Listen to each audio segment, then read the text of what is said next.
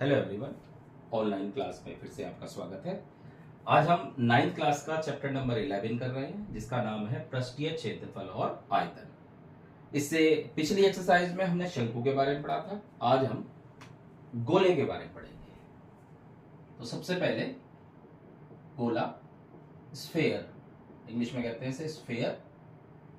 ये हमारे पास एक गोला है, ये इसका केंद्र है।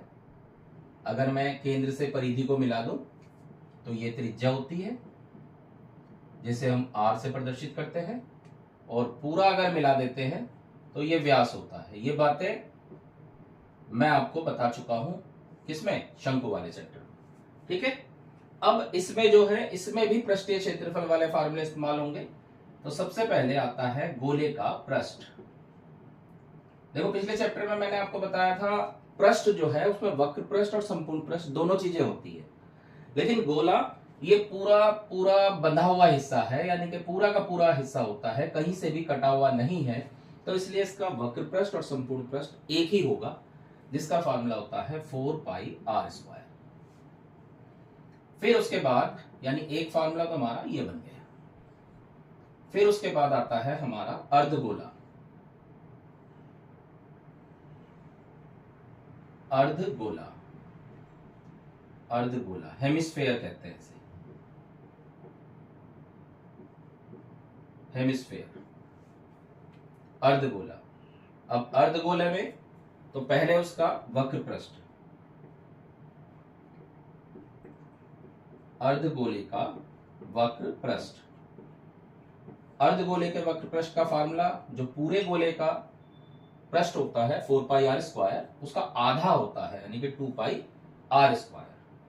और अर्धगोले का जब हम संपूर्ण पृष्ठ निकालते हैं, संपूर्ण पृष्ठ, तो संपूर्ण पृष्ठ में मैंने आपको बताया, देखो ये वक्र पृष्ठ तो ये वाला हिस्सा होता है बार बार का, और अगर इसमें हम आधार का क्षेत्रफल भी जोड़ दें, यानी कि वक्र पृष्ठ प्लस आधार का क्षेत्रफल। अब वक्र पृष्ठ कितना है? 2πr²। आधार का क्षेत्रफल πr²। आधार क्या है? आधार वही एक वृत्त बनेगा। अगर मैं इसको सीधा करके दिखाऊं तो ऐसा हिस्सा दिखेगा, ये वाला, ये वृत्त हो गया, उसका क्षेत्रफल πr², जोड़ोगे 3πr²।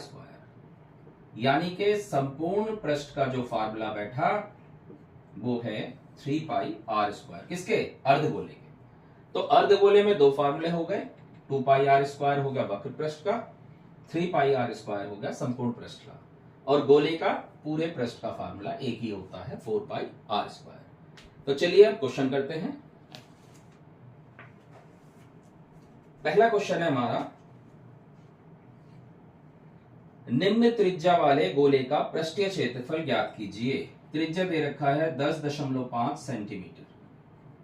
हमें निकालना है पृष्ठीय क्षेत्रफल, यानी कि वक्र पृष्ठ या पृष्ठ, कुछ भी कह सकते हैं, कि गोले का संपूर्ण पृष्ठ वक्र पृष्ठ एक ही होता है।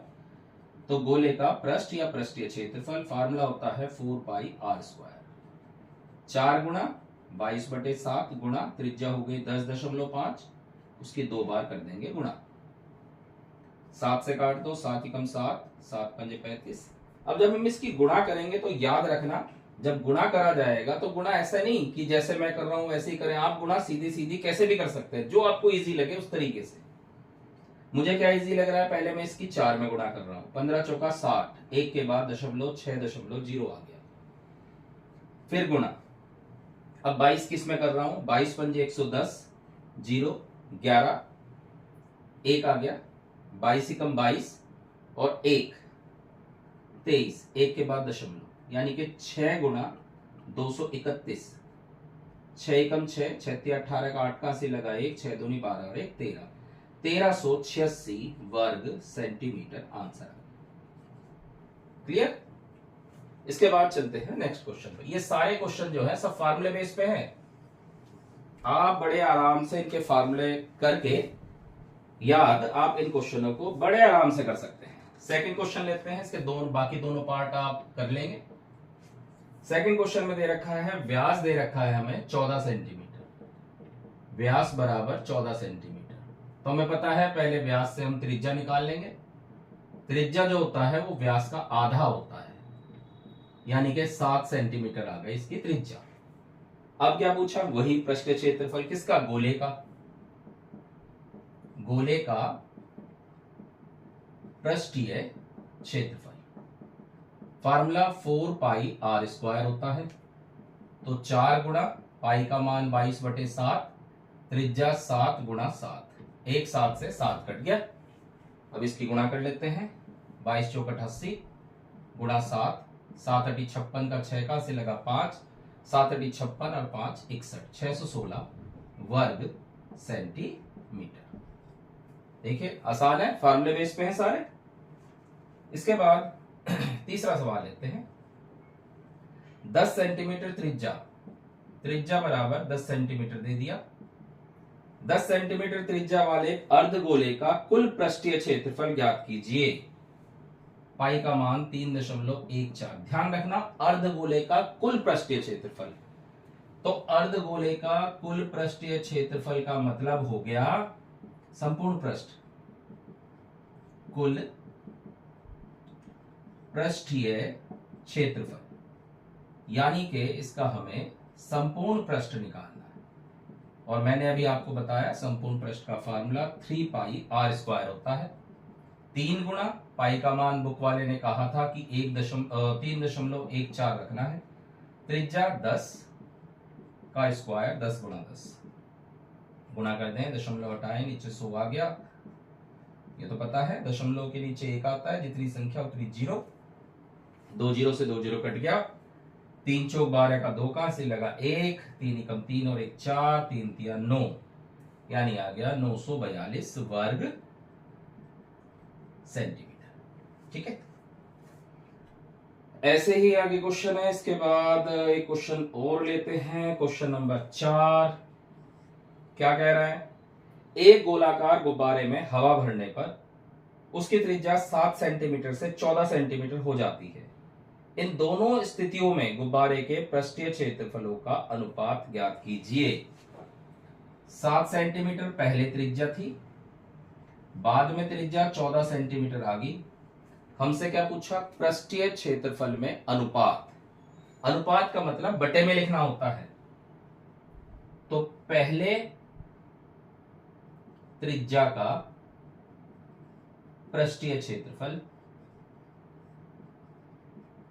बटे दूसरी त्रिज्या का पृष्ठीय क्षेत्रफल। ठीक है, अब क्योंकि गुब्बारा है तो गोलाकारी मान लेते हैं। तो पृष्ठीय क्षेत्रफल 4 पाई r1 स्क्वायर बटे 4 पाई r2 स्क्वायर। ये हो गया फार्मूला। भाई r1 पहले वाले के लिए, r2 दूसरे वाले के लिए। देखो 4 पाई से 4 पाई कट गया, 4 पाई से 4 पाई कैंसिल, r1 स्क्वायर बटे r2 स्क्वायर। r1 कितना है 7 का वर्ग बटे 14 का वर्ग। तो इसे लिखेंगे 7 का वर्ग मतलब 7 को 2 बार, 14 का वर्ग मतलब 14 को 2 बार। ये कट गया, ये 2 बार कट गया, तो आंसर आ गया 1/4, यानी अनुपात में लिखेंगे तो 1/4 आ गया। चलते हैं नेक्स्ट क्वेश्चन पर। क्वेश्चन नंबर 6 लेते हैं। अब की बार बीच के क्वेश्चन 1-2 छोड़ दूं जिससे कि आप करें, प्रैक्टिस हो जाए आपकी। उस गोले की त्रिज्या ज्ञात कीजिए। अब की बार त्रिज्या निकालने को कह दिया। उसका पृष्ठीय क्षेत्रफल 154 सेंटीमीटर स्क्वायर दिया हुआ है। पृष्ठीय क्षेत्रफल, गोले का पृष्ठीय क्षेत्रफल 154 सेंटीमीटर का वर्ग, यह दिया हुआ है। ठीक है, तो इसमें करते क्या है, सबसे पहले आप फार्मूला लिखेंगे। पृष्ठीय क्षेत्रफल किसका, गोले का, कितना होता है 4 पाई आर स्क्वायर, हमें पता है इसका फार्मूला होता है। ठीक है, पृष्ठीय क्षेत्रफल कितना दे रखा उसने 154, 4 गुणा पाई का मान 22/7, त्रिज्या का हमें पता नहीं। ठीक है, अब हम क्या करेंगे, देखो ये जो इधर की जो संख्या है, इन संख्या को हम बराबर के इधर लाएंगे। और हमें पता है जब हम किसी संख्या को बराबर के दूसरी तरफ ले जाते हैं तो बदलता है। कैसे बदलता है? जो प्लस वाला है वो माइनस हो जाएगा, जो माइनस वाला है वो प्लस हो जाएगा, जो गुणा में है वो भाग में आ जाएगा, और जो भाग में है वो गुणा में चला जाएगा। जैसे ये 7 भाग में है, इधर आके गुणा में आ जाएगा ऐसे, और जो गुणा में थे वो बटे में आ जाएंगे, यानी भाग में आ जाएंगे, बराबर आर स्क्वायर। अब कैलकुलेशन करते हैं। ये कट जाएगा हमारा, 22 से कट जाएगा 7 बार, 7 सत्ती 49 बटे 4 बराबर आर स्क्वायर। हमें आर निकालना है, 49 बटे 4 का वर्गमूल ले लो, 49 का 7 और 4 का 2, यानी त्रिज्या आ गई 3.5 सेंटीमीटर। बहुत आसान क्वेश्चन है, आप ध्यान से करें, फार्मूले आपके याद होने चाहिए, आप सारे क्वेश्चन कर लोगे। इसके बाद एक लेते हैं हम 8वां सवाल। क्या कह रहा है ये कह रहा है एक अर्धगोलाकार कटोरा 0.25 सेंटीमीटर मोटी स्टील से बना है। इस कटोरे की आंतरिक त्रिज्या 5 सेंटीमीटर है।